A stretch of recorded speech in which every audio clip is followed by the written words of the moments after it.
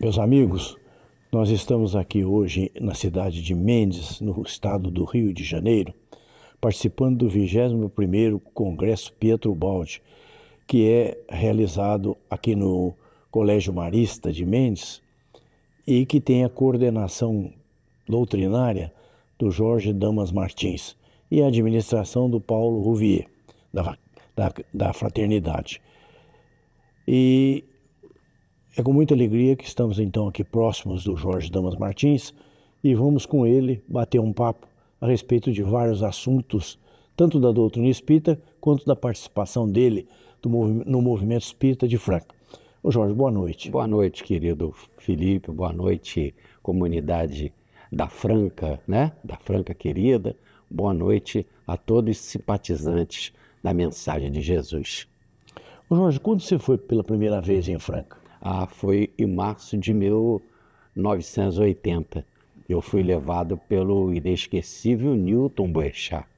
E lá em Mendes, nós proferimos 2 palestras. Lá em Franca? Lá em Franca, né? Mendes é onde nós estamos. Obrigado. Mas lá na Franca nós proferimos 2 palestras. Uma, o astronauta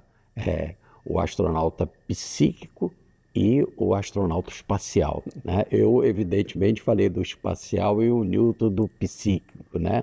E a outra que nós falamos, dividindo em dobradinha, foi Amor, Alimento das Almas. Me lembro muito bem dessas participações. E depois você retornou muitas vezes à Franca, né? Puxa, quantas vezes, Felipe? Isso, para seminários, para estudos, Seminário, Semana do Livro, né? Isso, mês de Espírita, mês de Kardec. Isso, o Invipa. Isso, muitas vezes. Ô Jorge, me diz uma coisa, o que você conta para nós, porque lá em Franca tem o Centro Espírita Newton Boechat. O que você fala do Newton? Bom, eu devo, podemos dizer, ao conhecimento largo da nossa visão espírita e espiritualista ao Newton Boechat, né? Eu conheci precisamente no dia 28 de março de 1978. Foi num velório de um grande amigo comum, que é o Dr. Aloysio Randolfo Paiva, profundo estudioso da obra André Luina. E ali no velório eu me apresentei ao Newton, ele disse que já tinha escutado falar de mim através do próprio Dr. Aloysio e que nós marcaríamos um encontro para bater papo, porque ali naquele dia, né, estava um pouco mais complicado.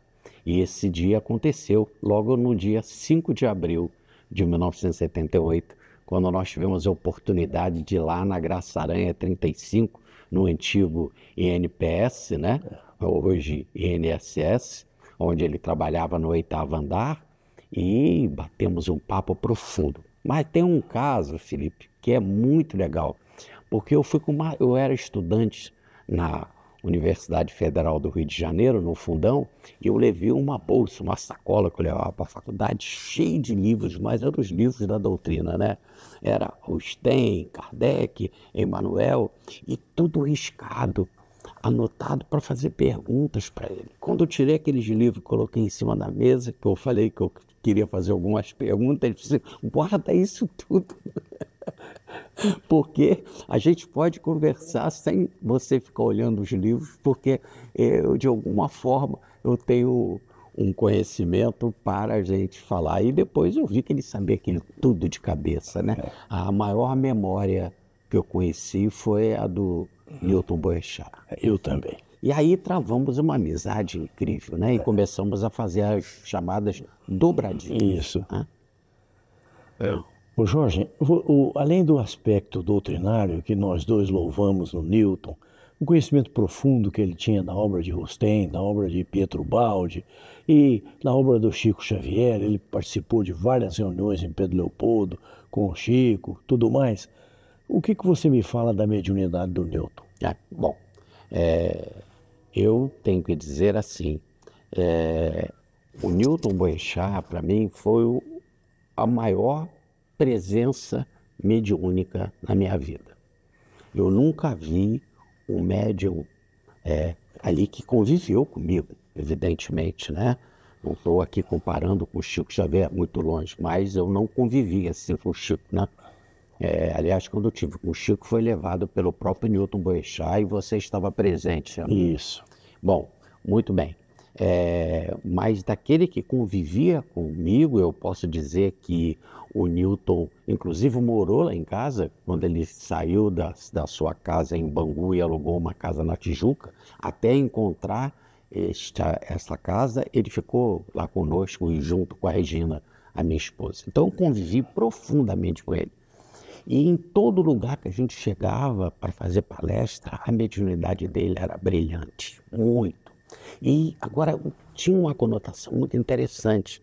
Sempre ela era acompanhada, assim, 95% de uma manifestação de alegria, de descontração. E ele dizia que os espíritos são normais no plano espiritual e que todo mundo continua a sua vida de forma muito feliz.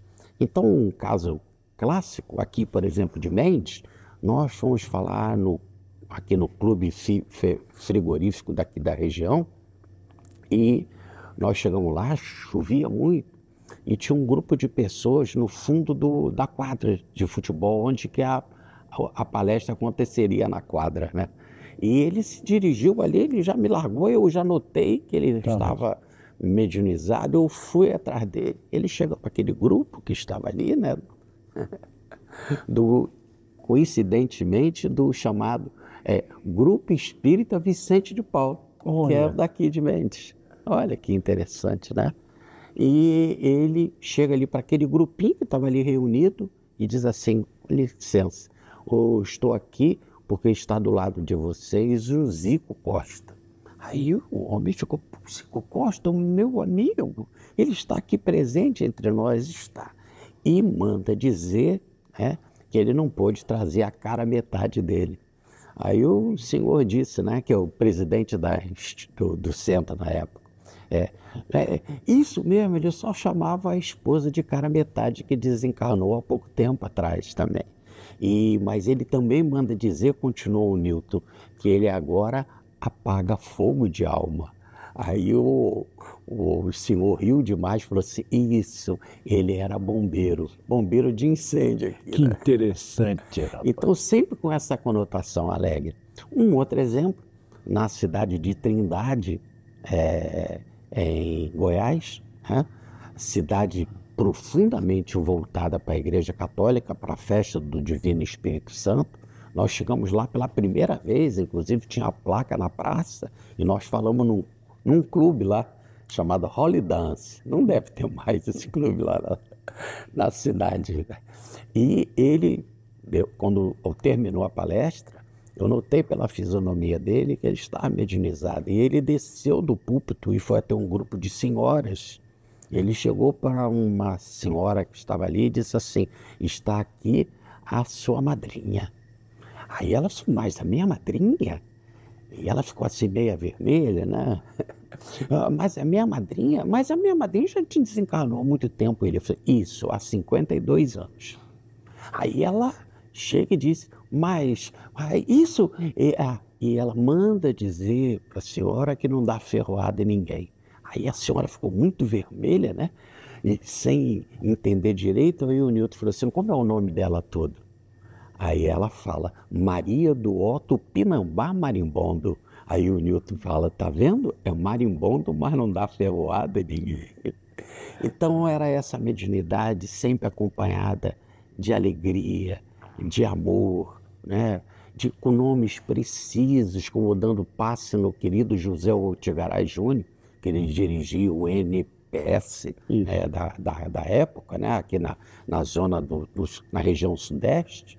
Eu dando um passe nele, o Newton diz, terminando o passe, diz assim: estava do seu lado, te ajudando no passe, a sua avó. Ela tinha um coque com grampo no cabelo e o seu nome Afra. Poxa, nome complicado. Assim, é isso. Então esse era o nosso Newton, sempre com muita alegria, muita alegria. Ô Jorge, quanto ao aspecto doutrinário, ele era profundo conhecedor da obra do Chico Xavier, né? Com quem, inclusive, ele conviveu em Pedro Leopoldo, não é isso? Ele conviveu muito com o Chico Xavier, porque às sextas-feiras, nas famosas sextas-feiras em que o Chico ficava psicografando noite adentro, né? Depois de passar pelo receituário homeopático, os passes, aí nas pregações, por enquanto que o Chico psicografava, ele falava às sextas-feiras, sempre junto com aquilo que era uma tríade, né? Era ele, o grande educador Rubens Romanelli e o pesquisador de assuntos paranormais Henrique Rodrigues. Mas ele era muito presente com o Chico e então trouxe-nos coisas brilhantes da vida do nosso querido Chico. Com relação ao Chico Xavier, como é que ele via a mediunidade do Chico Xavier? A maior antena psíquica do século XX. Aliás, um título de uma das palestras maravilhosas do Newton Boechat, formado em línguas neolatinas, tinha um português incrível e as suas palestras eram substanciosas. Isso, é isso mesmo. Você lembra de algum caso que ele contou do Chico? Há muitos, né? Muitos. Mas um que mais impactou? Bom, muitos, né? Bom, primeiro uma intimidade incrível com o Chico, né? Com riquezas de detalhes. Mas um caso assim, muito interessante é de um senhor que tem inclusive uma estátua dele no bairro de Botafogo e que ele era engenheiro de hidrelétrica. E ele chegou numa cidade do interior de Minas, quando ele era mais novo, para, com o seu conhecimento de engenharia, ajudar na construção da hidrelétrica lá da cidade. E então, repare que naquela época não tinha boa luz na cidade, era tudo assim muito simples, né? Ele ficou no melhor hotel da cidade, que era a única pensão que existia, né? Então ele lá naquela pensão ficou muito aflito, porque ele frequentava o Rio de Janeiro, né? Frequentava a Urca, o Morro da Urca. Conhecia as boas coisas. Aí, boa vida, né? O cassino da Urca, o famoso cassino da Urca. E lá ele estava isolado. Acho que na primeira noite ele desceu, foi para a pessoa lá na portaria e disse: aqui não tem nada para fazer nessa cidade. E o homem disse: olha, não tem, aqui é uma cidade que ainda não tem luz, nós estamos contando muito com o senhor. Para trazer a luz aqui. Muito bem, muito bem. Aí passou, né? No outro dia ele desceu, mas olha, aqui não tem nada para fazer nessa cidade. Aí o homem disse assim: já entendi o que o senhor quer. O senhor dobra aqui nessa rua, dobra ali, dobra lá e tal. O senhor vai chegar onde estão as moças. Mas olha só, não demora, porque as moças aqui também dormem cedo. Aí ele foi. Tem uma distração, né? E quando ele foi, no caminho dobrando, ele viu uma casa que estava lá, Centro Espírita, escrito, né? E que a caridade pede para não declinarmos o nome, dada a situação dele ser uma pessoa brilhante, respeitada. Mas ele viu lá, né? Centro Espírita, e tinha um lampião aceso. Ele disse: nossa, vou me distrair com esses caras aí, esses bobos, eu nem preciso ir lá nas moças, eu vou me distrair mesmo. Entrou, se apresentou, disse que era um médium do Rio de Janeiro. Sou um médium do Rio. Aí ficaram todos encantados. Puxa, um médium do Rio de Janeiro, por favor, senta aqui à mesa. Aí botaram ele na mesa. Aí ficou lá, teve lá a reunião, ele botou a mão assim, igual o Chico Xavier, e psicografou Casimiro Cunha, inventou um poema do Casimiro Cunha e chegou, leu, todos ficaram encantados. Casimiro Cunha aqui, porque Casimiro Cunha estava fazendo sucesso por causa do livro Cartilhas da Natureza. Então ele ficou assim, todos ficaram empolgados, né? Casimiro Cunha veio aqui, ele foi embora rindo e tal. A vida passa, a hidrelétrica é construída, ele vem para o Rio, casa, né? Vai a São Paulo realizar um trabalho, ligam para ele voltar correndo, porque o seu netinho de 7 anos, que era tudo para ele, pegou meningite e estava desencarnando. Quando ele chegou, o menino já estava frio. Aí foi enterrado em um cemitério em Botafogo, né? E ali ele passava o tempo que ele podia na tumba do filho, falando. E quando fechava o cemitério, que o segurança tirava ele de lá do cemitério de Botafogo, Ele, às vezes, pulava o muro, ia para cima da campa para dormir na campa, porque ele gostava de contar a história para o neto, e o neto só dormia ouvindo essa história dele. Então foi aquela dor, né? Aí o segurança disse, o senhor não pode ficar aqui. Se o senhor ficar aqui mais uma vez, eu pegar o senhor aqui, eu vou chamar a polícia, porque não pode, é proibido, aquela coisa toda. Então ele resolveu comprar uns remédios para se matar, o veneno, se matar, botou na bolsa. Mas botaram na cabeça dele que ele tinha de ir no Chico Xavier. E ele foi no Chico, mas levou toda lá o que ele entendia para ser isso. Aí leva, quando chega lá aquela reunião chata, né, para ele só vai ficar lá fora fumando. Aí ficou lá fora fumando e tal. Aí houve toda a reunião. E ele disse assim, se não tiver uma mensagem do meu neto, eu vou me matar. E seria muito triste lá na pensão da Naná, né? Isso, na pensão da Naná. Aí ele ficou com aquilo na cabeça e ali ficou ali, né, naquela situação. E aí o Chico lê todas as mensagens, as pessoas vão embora, ele tá vendo? Não existe nada, nada, nada. Daqui a pouco o Chico chama ele reconheceu a voz e chama ele pelo nome completo. Aí ele entra no salão e pergunta, como o senhor sabe que eu estou aqui? Como o senhor sabe o meu nome? Aí ele fala assim, porque o Casimiro Cunha manda agradecer o senhor, porque naquela noite o senhor foi um médium intermediário dele. Puxa vida, que legal. Cara, ele não precisou de neto, não precisou de mais nada, né? E o nosso bom engenheiro partiu e deixou um grande nome na engenharia nossa. Muito bom. O Jorge, e sobre o Dr. César Burnier, o que você tem a falar para nós? O César, eu também conheci no dia 5 de abril de 1978, porque eu estava no encontro lá com o Newton, né? Batemos muito papo e o Newton disse que ia para casa do Dr. César Burnier se eu não queria ir naquela noite. O César morava na rua Miguel Lemos, número 8, né? E a janela era de frente para Praia de Copacabana. Praia de Copacabana, para a Avenida Atlântica, né? E ele, então, disse que ia para lá. Marcou um encontro comigo às 7h30.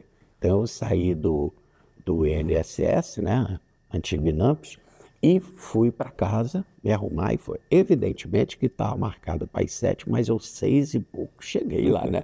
Fiquei rodando ali em volta, né? Fiquei rodando ali no quarteirão. E mais aquela aflição, fui lá e toquei a campainha. Aí abre a porta, quem atende é a Arlinda, né? Que serviu o César por muitos anos, né? E o César, numa manifestação de caridade incrível, no final da vida, casa com ela, para ela ter a bênção da pensão dele, né? Pois é. Então a Arlinda abre a porta, e quando eu já ia me apresentar, eu disse, você é o Jorge, né?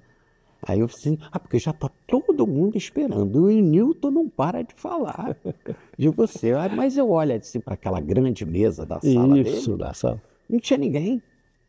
Ninguém. Aí eu disse, mas só pode entrar que ele está lá dentro. E estão todos conversando. Quando eu entro, a cena era muito interessante.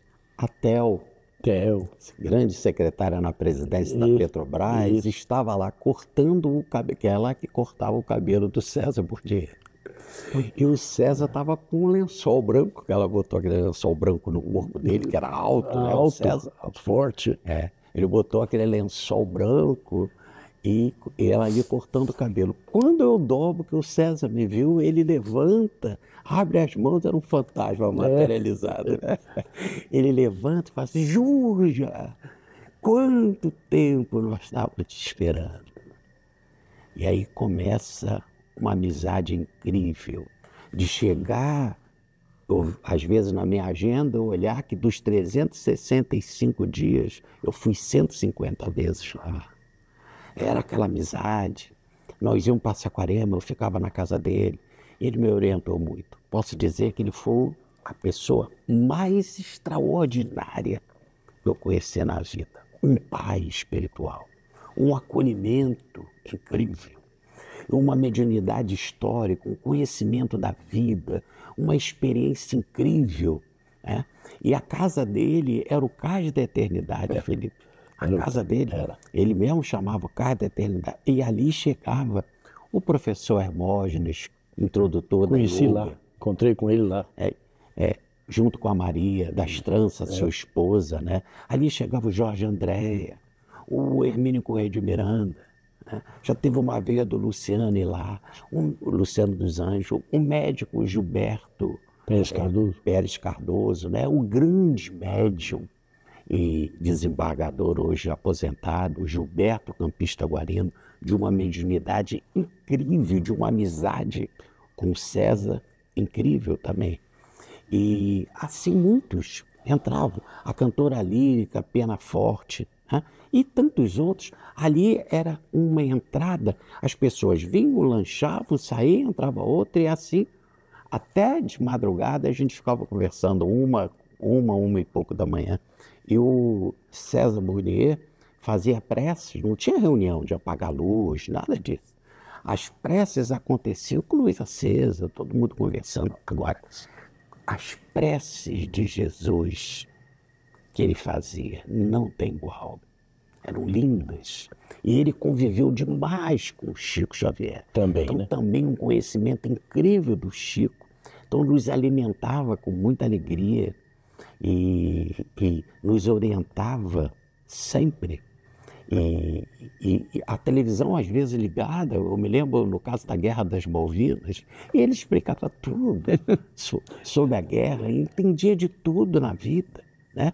Quando você falava de qualquer político, ele sabia e estava por dentro, conhecia, sabia a origem deles. Então, podemos dizer, uma raiz da história. Você tem um livro sobre o César Burnier, não tem? Tem. Como é que chama o livro? Chama Um Amor, Muitas Vidas. Aliás, eu tenho a honra de estar no livro, né? Ah, é? Tem. E Um Amor, Muitas Vidas. As reencarnações na Revolução Francesa, segundo Chico Xavier e César Burnier, né? Você está numa foto lá. Isso, numa foto. Do lado... Entre o Chico e o Dr. César. Isso. Porque nós coordenamos a ida dele lá. Isso foi em 1968, Isso. no encontro de jovens lá, Isso. na Franca, né? E ele fez a palestra com o nosso Chico Xavier, né? Que comentava também sobre reencarnação na história universal. Isso. Né? E aí tem alguns casos interessantes, como aquele em que ele dizia que Maria de Madalena reencarnou como Santa Helena, a mãe de Constantino, né? E aí, mas ele não só falava isso, quando ele dizia isso, né, que Maria de Madalena reencarnou como Santa Helena, aí o Chico dizia assim, Helena, Madalena. Tudo soando em rima, né? Tudo. Então, era uma festa, né? Uma festa. Ô Jorge, vamos deixar um pouquinho os personagens tão queridos nossos, com os quais nós convivemos e aprendemos tanto, né? Mas eu queria te fazer uma pergunta assim, mais de cunho doutrinário. O que você pensa da obra do João Batista Rustem, recebida pela Emílio Collignon? Porque muita gente do movimento espírita não aceita a obra de Rustem. É um direito que eles têm, é claro, né? Mas daí a taxar a obra como uma obra perturbadora, uma obra contrária a Kardec, o que você diz? Eu acho que nem conhecem Kardec nem Rustem, né? Então não existe isso, né? A obra é a maior obra mediúnica em torno do Evangelho de Nosso Senhor Jesus Cristo, né? E o próprio Allan Kardec escreve que ela não tem nada que contrarie o Livro dos Espíritos, né? O Livro dos Médiuns e o Evangelho segundo o Espiritismo. Mas que com relação ao corpo fluídico de Jesus, o corpo especial, ele queria refletir. Se nós vamos para a base do corpo diferente de Jesus, começa com seu nascimento excepcional, como está em Mateus e Lucas, no primeiro e segundo capítulo desses evangelistas, e com o fenômeno da ressurreição, que é apresentado pelos quatro, Mateus, Marcos, Lucas e João. Repare que é o Ouroboros no símbolo alquímico da cobra mordendo o seu rabo, porque nascimento e morte são iguais. Como Jesus não morreu, ele também não nasceu. E porque ele não nasceu, ele não morreu. Né? Então, isso é um processo que eu quero dizer que dentro do Evangelho é muito normal. E Allan Kardec não estava questionando isso, ele queria entender racionalmente como ele entendia as passagens do Evangelho que ele analisou. Ora, o que Allan Kardec faz é analisar 1/5 das frases morais do Evangelho. Ele não analisou foram cerca de 500 versículos que ele analisa, e o Rustem analisa 3.800 versículos. Então, é uma enormidade de distância. Então, o que faltava na base de Allan Kardec era o conhecimento maior dos fenômenos de materialização. Ora, e que vão acontecer precisamente depois, de forma mais, podemos dizer assim, científica e acompanhado cientificamente, depois da desencarnação de Kardec. Kardec desencarna em março de 69 e em janeiro vai surgir uma comissão de sábios na Inglaterra para pesquisar os fenômenos mediúnicos. Evidentemente que este comitê tinha por objetivo botar um fim na mediunidade. E entre esses sábios nós temos o grande William Crookes, com o prêmio Nobel, né, como ele ganhou, o descobridor da matéria radiante, que vai receber a visita na sua casa da médium Florence Cook, que vai materializar o espírito Katia Kinders. Mas a médium vai ficar na casa dele, do William Crookes, hospedado ali com a sua esposa. E também aqui nós estamos no hotel aqui nos Maristas, está passando um motoqueiro, né? Uhum. Tem um livro até muito interessante da literatura espírita do nosso Formiga, né? Que é Os Motoqueiros do Além. Muito bem, mas esse é do Akemi. Mas, voltando, então a médium ficou muito bem estudada, analisada e observada em sua casa. Ela era uma menina de 15 anos. A vida gosta de fazer essas brincadeiras, né? Porque ela era uma menina de 15 anos e virgem, e Maria também tinha 15 anos, segundo a história, e virgem, né? E a médium materializa o espírito Katia Kinders.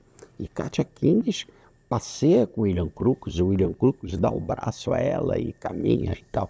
Ora, mas o espírito Katia Kinders, que ficou ali materializada por 3 anos, tinha sido uma criminosa alguns tempos atrás, anteriores, e conseguiu materializar um corpo daquela forma. E você imagina a ciência de Jesus, que não pode ser comparável com um espírito desse, né? Então, até o corpo de Jesus é até muito maior em termos de capacidade científica, de ciência cósmica universal, do que o que esse espírito fez. Mas a Katia Kinders foi a prova para o William Crookes, né? Porque ele passeava com ela, fotografou ela do lado da médium. A médium tinha estrutura de tamanho diferente dela, orelha, pescoço, cor, altura diferente. Então tudo isso foi muito bem catalogado e o William Crookes chega a dizer: não digo que é possível, digo que é verdade. E isso que é muito importante. Então, a obra de Rustem é tão maravilhosa que eu escrevi um livro, que foi o primeiro livro que nós escrevemos, que está na internet à disposição para todos, chamado Ponte Evangélica de Bordeaux a Pedro Leopoldo, onde que nós comparamos a obra do Chico, não só do corpo fluídico, mas de vários outros pontos, com a obra de Chico Xavier, né? E aí fica bem claro que essa grande antena psíquica que foi o nosso Chico Xavier corroborava de todas as formas o corpo fluídico de Jesus e toda a obra de Jean-Baptiste Rustem. É porque Hussein não fica só no corpo fluídico, que já é uma grande revelação, mas ele fala também da queda do espírito, né? Ele não só fala da queda do espírito e da passagem do espírito do mundo animal para O racional. o racional, O hominal. o hominal. E ele conta que esta passagem é feita em um mundo preparatório no plano espiritual. O que o Emmanuel corrobora. A mesma coisa, a mensagem dada em 1937 e que se encontra no livro Os Exilados de Capela do Edgar Armand. Ô Jorge, Então, e o próprio Emmanuel disse no livro Consolador que o único espírito que passou aqui na Terra, que não passou pela queda, foi Jesus, porque ele era, como fala também no livro A Caminho da Luz, tal qual era, com a superioridade que o planeta o conheceu desde os tempos longínquos do princípio, desde os seus primeiros dias na Terra. Jesus se portou, se apresentou tal qual era, com essa superioridade. Jesus mesmo diz, né? Desde o princípio eu sou puro. E isso, quem de vós me aguará de erro, eu não De tenho pecado, erro. exato. Né? Pecado é erro, né? É erro, isso. Ô Jorge, para você, na sua opinião, evidentemente, qual é o argumento irretorquível, irrecusável da prova do corpo fluídico de Jesus? Onde você acha que fica claro, não tem como fugir? O Evangelho. Eu sou profundamente dedicado ao Evangelho de Jesus, estudo o Evangelho de Jesus e fiz mais. Eu tenho no meu canal no YouTube toda a obra de Rustem, são cerca de 250 palestras de todas as passagens do Evangelho na revelação dada por Rustem. E são todas palestras de 1h15, 1h30, 1h40, cada uma delas estão todas disponíveis por ordem dos 4 volumes, como a FEB antigamente publicava, da obra de Rustem. Então, posso dizer que estudando, me debruçando com carinho no Evangelho de Jesus, a maior prova é a sua grandeza. A grandeza mesmo dele, que não poderia se ajustar a um corpo como o nosso. Tanto que a doutrina explica que não temos a metempsicose, que é o espírito não regride, não entra no corpo de um animal. Jesus, na sua evolução, não conseguiria entrar no nosso corpo porque falta sintonia. Mas a passagem assim, na obra do Chico mais evidente, eu acho que está no livro No Mundo Maior, de André Luiz, quando ele fala que Jesus, o Calderaro, Francisco de Assis é o zênite da evolução humana. Eu não preciso explicar que zênite é o ponto mais alto, né? Não há necessidade. O ponto mais alto da evolução humana é Francisco de Assis. Então ali fica bem claro que Jesus nem humano é. O Jorge, para encerrar esse assunto de Rustem, o que você acha daqueles que pensam que Rustem é contrário a Kardec? Encerrar aqui nesse bate-papo, né? A obra de Rustem, eu acho assim, eu fico com muita pena. E você nunca me viu em momento nenhum, em nenhuma palestra, em nenhum artigo, debater com pessoas que são contra a obra do Rustem. Porque eu acho, primeiro, que a gente não pode divulgar as coisas que não merecem ser divulgadas. Então eu prefiro silenciar e apresentar simplesmente a clareza e a verdade da obra do Rustem, em vez de discutir esses pontos.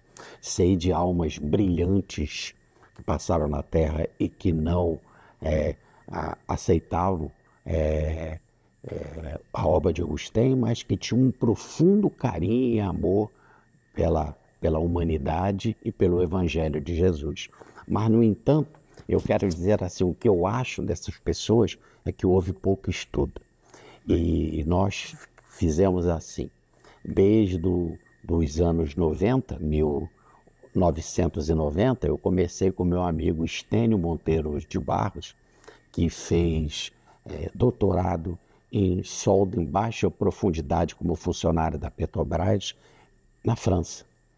Inclusive um filho dele nasceu na França. Então, um profundo conhecedor do francês, ele se uniu a gente e nós começamos a escrever para a Europa, principalmente para a França toda, para Bordeaux, para Paris e para outras cidades. E conseguimos ter para nós cerca de 30 mil páginas de documentos originais. Conseguimos a obra de Rustem completa, em italiano, em tcheco, em alemão, em inglês, né, em espanhol, né, que até hoje, inclusive, sai em espanhol, é publicado em espanhol. E aqui, no caso em português, todas as edições da FEB desde 1909. E até a edição antes, que era publicada no Reformador, por ordem do Dr. Bezerra de Menezes, a partir de 1897, na tradução do primeiro presidente da FEB, que é o Raimundo Everton Quadros, né? O Marechal Raimundo Everton Quadros. Então, com esse material todo e toda a documentação da vida de Rustem, todo o testamento dele, ele deixando a sua fortuna para a Sociedade Espírita de Allan Kardec mandando carta para ele agradecendo o testamento. E eu acho que a coisa mais extraordinária é que Allan Kardec, quando esteve lá em Bordeaux, foi à casa da Emília Collignon, visitou Emília Collignon, acompanhou a mediunidade dela e da filha, publicou muitas coisas da Emília Collignon na Revista Espírita, no Evangelho segundo o Espiritismo e no livro Céu e Inferno.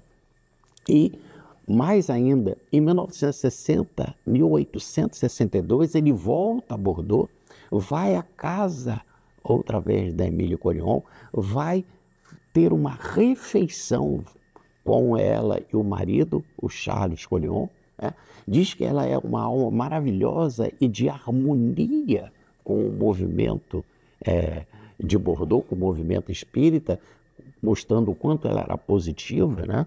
E o que é mais extraordinário é que 3 crianças na reunião à noite, para mais de 100 pessoas, dão para ele 3 crianças um buquê de flores. Ele levanta, pega esse buquê de flores e doa para Emília Collignon. E escreve isso para a sua esposa, a Amélie Boudet, em carta original que nós temos, né?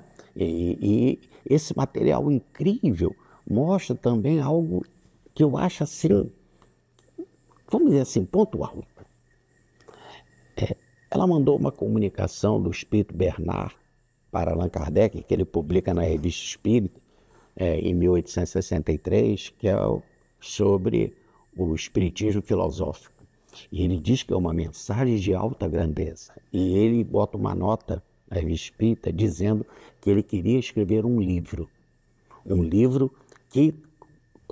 que juntasse todas esses médios e comunicações como aquela de fundo moral. Ele queria escrever um livro que reunisse médiuns do mundo todo e que pudessem abordar esse tema da moral. E ele fala em 63, o único livro que ele escreveu assim, desta forma, foi a imitação do Evangelho, que depois se transforma em Evangelho segundo o Espiritismo. Então eu quero dizer que o Evangelho segundo o Espiritismo, não só lá tem muitas comunicações da Emília Collignon, né? Mas 6 nós já descobrimos e provamos documentalmente, mas que foi ele, o Evangelho segundo o Espiritismo, inspirado em Emília Collignon. E isso é muito interessante. Aliás, lá tem 2 mensagens do Espírito José Espírito Protetor, que era nada mais, nada menos do que um mentor da médium Emília Collignon, que tinha mediunidade mecânica. Então, aqueles que não aceitam, fiquem com Deus. Muito bem. O Jorge, nós sabemos que esse congresso que nós estamos participando dele aqui hoje é a 21ª realização. Você vem sempre no congresso e a obra de Pietro Baldi. Pietro Baldi era contra o espiritismo? O lema de professor Pietro Baldi é universalidade e imparcialidade. Então já começamos assim. Se Pietro Baldi fosse contra o espiritismo, eu não faria esse evento. Eu não faria. Acho que o espiritismo é lei biológica.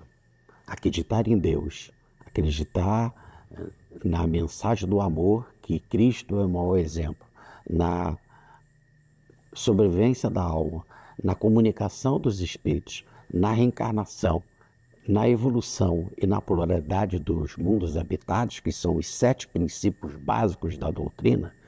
Quem não aceita isso não é um representante da espiritualidade moderna, né? E Pietro Baldi é tudo isso. É tudo isso. Ele chegou a propor a substituição do Espiritismo, do Livro dos Espíritos, pela obra dele, grande? Somente doentia que pensa assim. Ele nunca propôs nada, ele simplesmente disse que a obra dele era um prolongamento da mensagem de Kardec para os nossos tempos e que tudo é devidamente atualizado. Quando você faz um estudo da obra de André Luiz, que povoa o plano espiritual, você não está em nada sepultando Allan Kardec, muito pelo contrário. Interessante que Allan Kardec faz uma entrevista ao espírito Baltazar, e Baltazar, eu até escrevi um livro, um gastrônomo, no além, né? E ele entrevista o espírito Baltazar, e Baltazar é um gastrônomo, né? E ele dá uma comunicação através da médium mais antiga de Paris, que é a médium Honorine, né? Que Allan Kardec tem ela como uma das médiuns principais da origem do espiritismo. E ele fala assim: viva a mulher, viva o melão, viva a lagosta. E aí eles acharam aquilo muito interessante, inclusive Camilo Flammarion estava presente, e foram falar com Allan Kardec. E o Allan Kardec evocou o espírito Baltazar e perguntou: o que você faz? Ele falou: eu desencarnei em 1837, eu gosto de perambular por aqui, eu vou à feira, eu vou no mercado, eu vejo o peixe chegar. Você não tem uma coisinha gostosa aí em cima da mesa? Só tem esses livros. Aí Allan Kardec perguntou para ele sobre Deus. Ele falou: olha só, meu amigo, aqui tem São Luís, né? Tem Santo Agostinho, tem outros para falar sobre isso, sobre Deus. Você vai consultar para mim? Eu sou um gastrônomo. Sempre fui gastrônomo, né? O meu pai era gastrônomo, o meu avô era gastrônomo, né? E então eu posso falar sobre isso. Ele disse: mas por que você vai na feira, nesses lugares, né? Como você tem prazer nisso? Ele: sim, o cheiro, o aroma. Aí ele fala em estômago fluídico. Aí Allan Kardec fala: ele começa então, a partir daquele momento, a entender, quando se fala em estômago fluídico, qual é a fisiologia do perispírito. Então, naquela época, não se tinha a fisiologia do perispírito. Agora, com a obra de André Luiz, nós não só temos toda a fisiologia completa, né, como que é o cérebro, todo o corpo do espírito, e inclusive detalhes do intestino de André Luiz, né, como está no livro Nosso Lar, o tratamento feito pelo Dr. Henrico de Luna da ferida do câncer no intestino de André Luiz. Então hoje a fisiologia do perispírito está completa, o plano espiritual povoado. Ora, aonde que isso se contradiz com Allan Kardec? A obra de Pietro Baldi também é com uma ciência incrível. Depois de Alberto Einstein, a teoria da relatividade é 1905. E depois, 1915, a do campo unificado é de 1945. Então, a matéria adiante de William Crookes é de 1880 e pouco, né? Então, isso não tinha na obra de Allan Kardec. Não tinha. Quando Allan Kardec escreve o Livro dos Espíritos, em 57, Charles Darwin vai publicar em 58, 59, a teoria da evolução. Então era tudo muito recente. E aí, quando Pietro Baldi escreve a sua obra, ele já tinha todo um conhecimento da teoria da relatividade, a teoria do átomo, o átomo de Rutherford, a física quântica. E esse conhecimento todo não se tinha na obra de Allan Kardec, então não é substituir. Né? Quando o André Luiz escreve o livro Mecanismo da Mediunidade, ele tem um capítulo 26 sobre mediunidade, Jesus. Ele não está propondo um Jesus diferente. Ele apenas está acrescentando conhecimento científico que isso não tinha na obra de Allan Kardec. Então, um prolongamento natural. Porque Allan Kardec nos ensinou que a revelação é progressiva. E se a revelação não fosse progressiva, a obra de Kardec já tinha morrido. Tá certo. Você tem mais alguma coisa para acrescentar sobre o congresso aqui de Mendes, o 21º? Esse é o 21º seminário de Pietro Baldi, né? E o tema é as técnicas terapêuticas do novo homem do futuro, né? E cada palestra das 11 que nós tivemos aqui são terapias para o homem do futuro, tá certo? E essas terapias é o que estão sendo apresentadas aqui na palestra. São os muitos caminhos para a gente chegar à nossa perfeição espiritual. Eu queria que agora, para encerrar, Jorge, você deixasse uma mensagem para os nossos irmãos espíritas de Franca e que você diga a eles que logo, logo estará lá, assim que você puder, para participar do nosso movimento. Sim, vai ser uma alegria abraçar a Franca querida, né? Conviver com tantos amigos lá de tantos anos. E o que eu acho assim mais extraordinário na Franca é o acolhimento. Desde a primeira vez eu me senti acolhido, né? No meio de pessoas estudiosas, dedicadas, amigas, simpáticas, né? E hoje aqui nesse seminário de Pietro Baldi, nós estamos sendo agraciados com a presença de 8 amigos que vieram de Franca e vieram aqui participar, gravar, fazer preces, fazer palestra conosco. Então é verdadeiramente uma alegria estar com todos. Eu mando um beijo, um abraço para a Franca querida, dizendo assim: independente de tudo, sempre tivemos juntos. Então, nosso abraço para o nosso querido Rui pelo trabalho de gravar essa entrevista, desejando que a paz de Jesus esteja com todos. Que assim seja. Ai, não.